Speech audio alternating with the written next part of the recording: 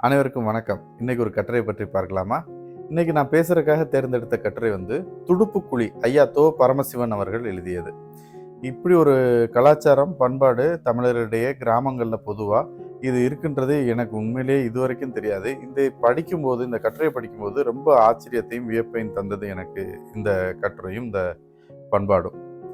அதாவது குழந்தை பிறப்பை தொல்காலத்திலிருந்தே மனுஷன் ஒரு பெரிய ஒரு வியப்புக்குரிய விஷயமா பார்க்குறான். இது எப்படிடா இது ஒரு பெண்ணுடைய ஒரு சிறிய துளையிலிருந்து ஒரு குழந்தை பிறந்து வருது அப்படின்றது அவனுக்கு பெரிய ஆச்சரியத்தை கொடுக்குது.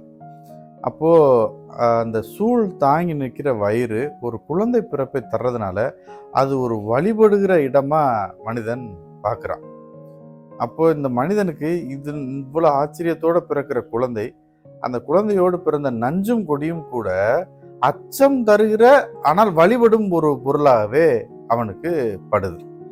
அப்ப நஞ்சையும் கொடியையும் மந்திர பொருளாக கருதி அதை பிறர் பார்வையில படாதவாறு ஒரு குழியிலிட்டு புதைத்து வச்சுறது தான் இன்னைக்கு வரைக்கும் வழக்கமா இருக்கு.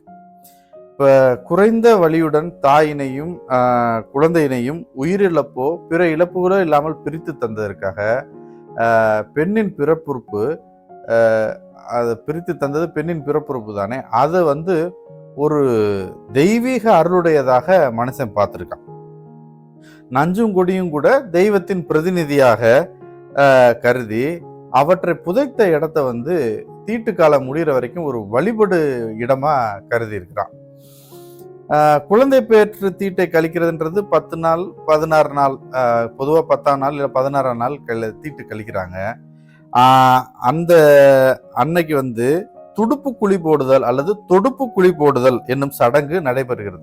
இப்போ இந்த குழந்தை பேர் நாள் தொடங்கி தீட்டு கழிக்கும் நாள் வரை பெற்றவள் யோனி தெய்வத்தின் ஆளுகையில் இருக்கிறாள் அப்படின்றது ஒரு நம்பிக்கை. எனவே அந்த காலப்பகுதி விளக்கிற்குரிய பகுதி, விளக்கத்துல விலக்கி வச்சிடுறாங்க. அந்த தீட்டு கழிக்கும் சடங்கு கூட ஆண்களுக்கு விலக்கு, அவங்க பார்க்கக்கூடாது அப்படின்ற மாதிரி விலக்கு. கிராமப்புறங்கள்ல பெரும்பாலும் வீட்டின் பின்புறம் ஆழமா குழி தோண்டி இந்த நஞ்சையும் கொடியும் புதைச்சிட்டு அதை சுற்றி ஓலையில கட்டிடுறாங்க, ஓலை சுத்தி கட்டிடுறாங்க மறைவா. குழந்தை பெற்றவள் அந்த ஓலைக்குள்ள நின்றுதான் குளிக்கிறா அந்த தீட்டு காலம் முடிகிற வரைக்கும். அந்த தண்ணி கூட வெளியேறாதவாறு அந்த தண்ணியும் அந்த குழிக்குள்ளேயே இறங்கிடுற மாதிரி அவங்க வழி வச்சிடுறாங்க, அந்த மாதிரி செஞ்சு வச்சிடுறாங்க. அந்த அளவுக்கு அந்த இடத்த அவங்க ஓலையை வச்சு சுத்தி கட்டி வச்சிடுறாங்க. இப்போ அந்த தீட்டு கழிக்கிற நாள் 16ஆம் நாள் தீட்டு கழிக்கிறாங்கன்னு வைங்களேன். அந்த துடுப்பு குழிக்கு முன்னாடி 3 இலை போட்டு சோறு மேல கருவாட்டு குழம்பு வச்சு அப்புறம் ஒரு சிறு குச்சியை ஊன்றி வச்சிடுறாங்க. அதோட முட்டை, காயம், கருப்பட்டி, சுக்கு சேர்ந்த மகப்பேறு உருண்டை, மருந்து உருண்டைம்பாங்கள்ல, அதுவும் அந்த இலையில வச்சிடுறாங்க. வச்சுட்டு வழக்கம் போல சூடம் பொருத்தி ஆரத்தி காட்டி சாமி கும்பிட்றாங்க. நெரசம்பு தண்ணி, உதிரிப்பூ எல்லாம் போட்டு சாமி கும்பிட்றாங்க. சாமி கும்பிட்டதுக்கப்புறம் அந்த துடுப்புக்குழிகிட்ட அங்கே சாமி எப்படி வேண்டுறாங்கன்னா, துடுப்புக்குழி நாச்சியாரே இடுப்பு குறுக்கு நோகாம பிள்ளையவும் தாயவும் காப்பாத்துமா அப்படின்னு சொல்லி சாமி கும்பிட்றாங்க. சாமி கும்பிட்டு அந்த 3 இலையில இருக்க சாப்பாடை 3 பேர் சாப்பிட்றாங்க. ஒன்று பெத்தவ, அப்புறம் பிள்ளை பெறும்போது தொட்டு கை தொட்டு கூட நின்ன அந்த உதவிக்கு இருந்த பெண், அதுக்கடுத்து வைத்தியம் பார்த்த மகப்பேறு பார்த்த மருத்துவச்சி, நாவிதர் குடும்பத்து பெண் ஆகிய 3வரும் அந்த இதை சாப்பிட்றாங்க. சாமி கும்பிடும்போது அக்குழிக்கு முன்பு 1 நிமிடம் குழந்தைய கிடத்தி எடுத்துக்கொள்கிறார்கள். இந்த சடங்கு முழுவதும் பெண்களாலேயே நடத்தப்படுகிறது. படைக்கப்பட்ட உணவினை பார்க்க கூட ஆண்களுக்கு அனுமதி இல்லை. சைவ வேளாளர் தொடங்கி பிராமணர் அல்லாத எல்லா சாதியினரிடத்தும் இந்த சடங்கு இருப்பதை தென் மாவட்டங்கள்ல இந்த கட்டுரையாளர் கண்டிருப்பதா, தோ பரமசிவன் ஐயா கண்டிருப்பதா குறிப்பிட்டிருக்கிறாரு. சைவ வேளாளர்கள் வீடுல கருவாட்டு குழம்புக்கு பதிலாக காரக்குழம்பு அல்லது மிளகு குழம்பு, அந்த மிளகு குழம்புன்றத அதை ஊத்திக்கிறாங்களாம். மற்றபடி பெரும்பாலும் கருவாட்டு குழம்ப ஒரு இதனுடைய ஐதீகமா இவங்க பண்ணிட்டு வர்றாங்க. சாமி கும்பிடும்போது பெண்களின் வேண்டுகோள் எதிர்காலத்தன்மையோட, பிள்ளை நல்லா இருக்கணும், தாய் நல்லா இருக்கணும், எதிர்காலத்தன்மையோட இருந்தாலும் அது உங்களுடைய முக்கியமான அமைப்பு. இந்த வழிபாட்டின் அமைப்பு என்னன்னா, யோனி தெய்வத்திற்கு நன்றி தெரிவிக்கும் சடங்காகத்தான் இதை கருதுறாங்களாம். ஆனால் குழந்தை பிறந்த குழந்தை இறந்துட்டா இந்த சடங்கு செய்கிறது இல்லைங்கிறதும் குறிப்பிடத்தக்கது. துடுப்புக்குழி என்ற சடங்கு நடைபெறும் நாள் வரை யோனி தெய்வம் உறையும் இடமாக அந்த இடம் கருதப்படுகிறது. அதில் ஊன்றப்பட்டிருக்கும் குச்சி ஆண் உறுப்பை குறியீடாக காட்டி நிற்கின்றது.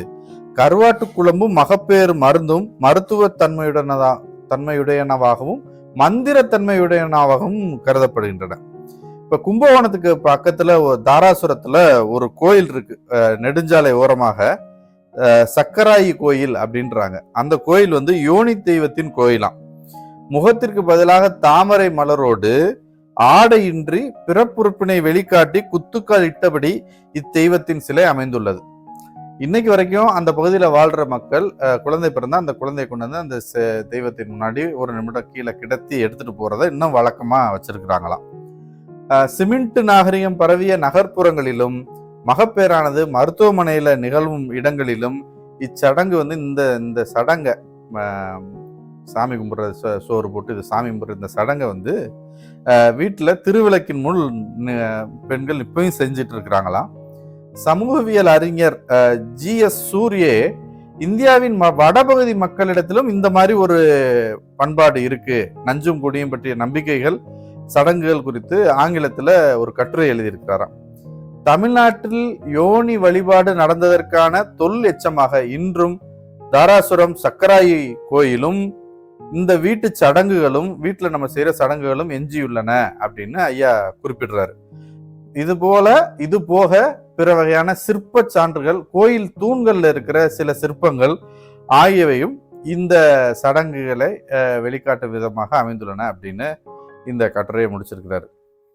குழந்தை பிறப்பு உண்மையிலேயே பெரிய விஷயம், தெய்வ செயல் தான். ஒரு உயிர் இன்னொரு உயிர்லேருந்து பிரிந்து வெளியில வர்றது, அந்த விஷயத்த நம்ம ஆச்சரியமா பார்க்கறது எல்லாம் உண்மைதான். ஆனா இப்படி அதற்கு ஒரு சடங்கும் இத்தனை நாள் கழிச்சு இந்த மாதிரி வழிபாடும் செஞ்சிருக்காங்கன்றது எனக்கு புதிய தகவல். நான் வாசித்ததை உங்களோட பகிர்ந்து கொண்டேன். இன்று உங்களோடு துடுப்புக்குழி என்ற கட்டுரையை வாசித்ததில் மகிழ்ச்சி. நன்றி, வணக்கம்.